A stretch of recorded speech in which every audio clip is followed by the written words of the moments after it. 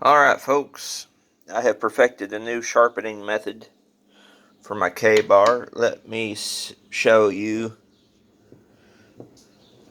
all the hair that it lifted after I sharpened it.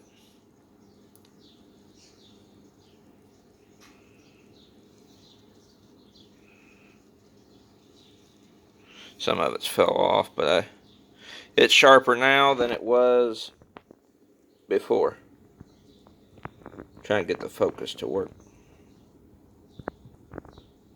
There we go. Yeah, some of it's rubbed off, but as you can see there, dude's a razor blade, and some of it is right there too. But the method that I used, I wrote it down as I did it.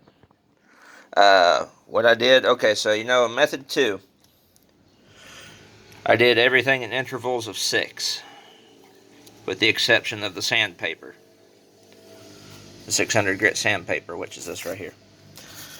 This time I went in intervals of 8, and then did sections in 4 and 5 on the last 2 stones. So on the Easy Lap Diamond Stone, this one right here, I did 8 passes on each side of the blade. Then I added in a new stone, a new diamond stone, which is this one right here, and I did 8 passes on each side of the blade with this stone. Then when I got to the 600 grit -B sandpaper, let me open this up here, let y'all see. Being stubborn. Okay. The 600 grit -B sandpaper, I went in intervals of 15. I did 15 passes on one side of the blade, and then did 15 passes on the other side. So I went up a total of 3 more passes as opposed to method 12. Then on the Smith's Tri-Hone, I have it abbreviated there as S3H. I went 8 times, 8 passes on the medium stone, which is this black one right here.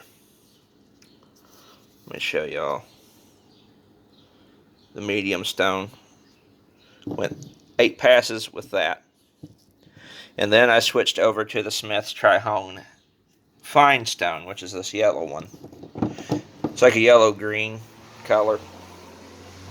And I went 8 passes up each side of the blade. 1, 2, 3, 4 type deal. The whole blade along the stone. And then I went up the blade across the stone in sections of 4. And what that means is, what I did is, like, I started out, for example, with like the curve of the K-bar here of the USMC. I went up that curve along the stone 4 times after doing 8 passes on each side of the blade, and I continued to do that on each section. Like, I'd go up like this, like 1, 2, 3, 4, and then to the next section, 1, 2, 3, 4, and then so on and so forth until I got down here to where the blade stops. And did that on both sides after 8 passes, 8 full-length passes across the stone. And then finally, on the white honing stone, which is this little outfit right here, I went up 8 full blade passes on the stone, took the whole blade up the stone on each side 8 times, and then I did sections of 5, where I took the blade up in sections, but 5 passes on each side on the stone. I'm sorry, I'm still not used to filming with my phone, so that's why I'm kind of holding things off, out from in front of the camera, because I'm used to my Sony HDR. But anyway, that is my new method, and I have it wrote down, and you guys can, take a picture of that or do whatever, write it down for yourself and try it out for yourselves with your associated stones. You don't necessarily need to have all the ones that I use. I just have, I'm just making use of the ones that I've got on hand, but this method seems to be better than method 2 by strides, because this dude is by far more potential. like fathoms more sharper than he was the first time. Or, well, when I used method 2 on him the first time. So that is a new method for the USMC full-length K-bar, made in Olean, New York. And I am happy, and I will demonstrate this process on one of my other knives another day. But I figured I'd come out here and, you know, work up a new method, because I have been using my K-bar a lot lately, and it needed a touch up.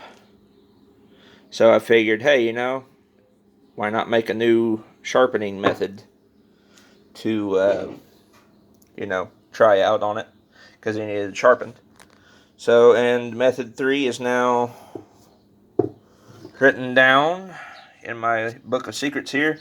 This red book I think I'm going to have for all my YouTube notes in regards to videos. I bought several of these recently, but I think the red one I'm going to dedicate to YouTube for writing down notes for videos and stuff like this when it comes to, you know, sharpening knives. And I may even write down all the powder and reload information for my guns in that, and possibly do a video on that for you guys too, if you guys would like to replicate those in some way. But just keep in mind that no two guns are built the same. What works in mine may not work in yours. So if, you know, you already have your die set up for 308, just run your, you know, however you resize your brass and stuff, do that. But I may give in, you know, ideas of what powder charges and stuff may work. Like, for example, in my M1A. And always, when it comes to reloading, always, you know, go by what the manual says.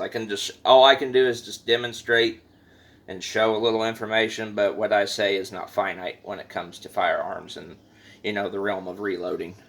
So anyway, guys, I figured you would all enjoy that video. It's been raining out today, although it is a lot cooler out today. I hope that trend stays, but knowing here in Indiana with the weather that we have, and on Friday we had severe weather. There was tornadoes in the state, and it was crazy, and a lot of hail.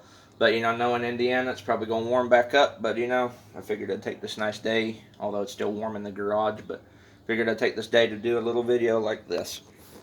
So anyway, guys, until the next video, I'll see you all in the next one.